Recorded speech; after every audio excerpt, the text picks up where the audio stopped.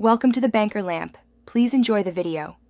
You begin with the watch face down on a soft surface so nothing gets scratched.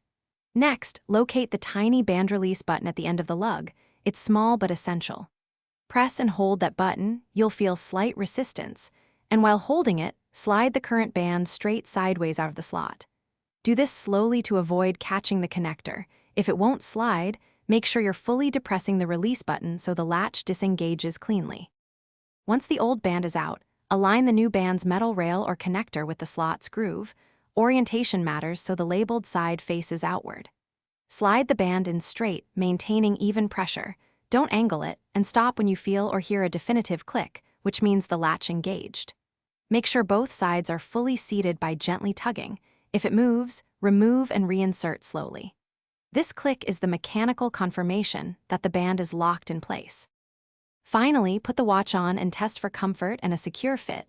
Move your wrist to ensure nothing shifts. If the band didn't lock, don't force it. Remove the band and inspect both the slot and connector for dirt or debris, then blow them free with a quick burst of compressed air and retry. If it still won't engage, make sure you're using the correct band model. And if problems persist, contact Apple support for a hardware check.